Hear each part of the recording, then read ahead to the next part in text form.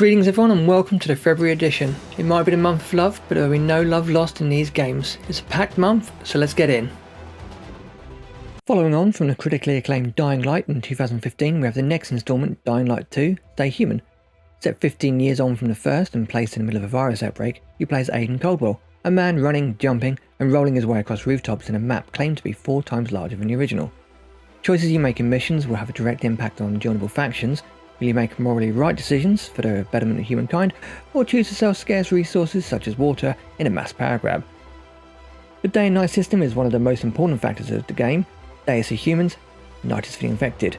During the day, the infected will hide away and stay in buildings, but come the night, they will roam around freely in the city. Surviving the night will be the hardest part of the game, but you will gain the most rewards from looting buildings with the infected inside them. There are no guns in the game, which fits the narrative of the modern Dark Ages.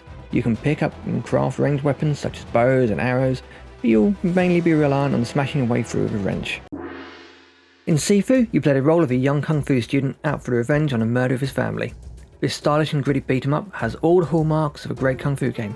With clever camera work and kung fu movie aesthetics, you'll be thinking you're John Wick, Jason Bourne and Bruce Lee all rolled into one. As you take on your enemies, you have to use all the skills as well as all the environmental objects at your disposal, but this isn't just a button mash game.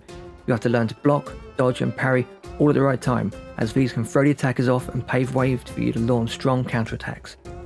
As you fight, you will build up focus. The focus mechanic allows you to build up charges, and once used you can slow down time, pick weak spots on the enemy and launch devastating attacks. For me, the most intriguing element of the game is the death mechanic. When you die in the game, you'll be revived a little bit stronger, but also a little bit older with a little less health. You'll only get so many revives before you get too old and die permanently. The first big MMO of 2022 comes in the form of Lost Ark. It's been around since 2018 in Korea and has had much critical acclaim since that point, so a Western release has been long awaited. It's got all the traditional features and mechanics you would expect from an MMORPG, but with the added bonus for fast-paced and stylish combat ARPG style, think Diablo and Path of Exile.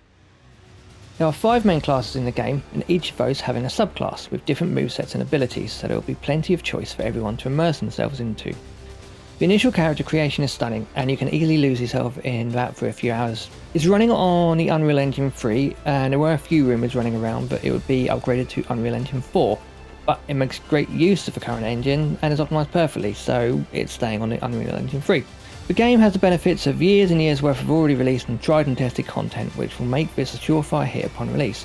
My only issue with the game is it's coming out in the same month as one of the most highly anticipated games of the year, so we'll have to see how that affects long-term player base.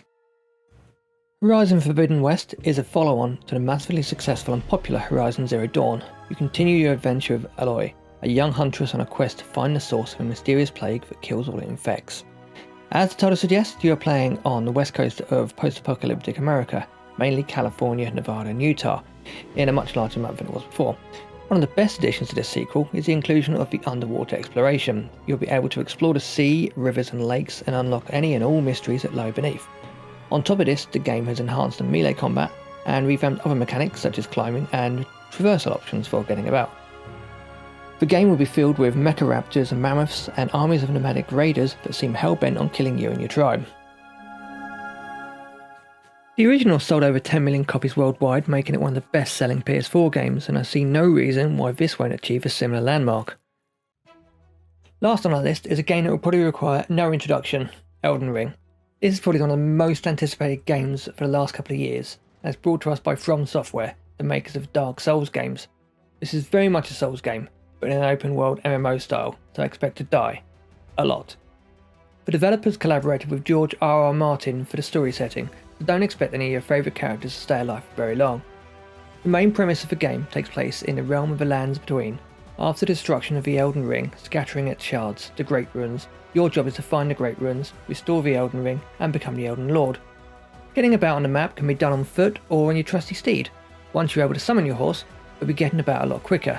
You'll also be able to engage in combat while riding the horse, and you'll have different combat options while on horseback. Mounted combat is restricted to PvE. You can't engage in co-op or PvP combat while using a horse. You will also have summons you can use to help you fight bosses in the open world.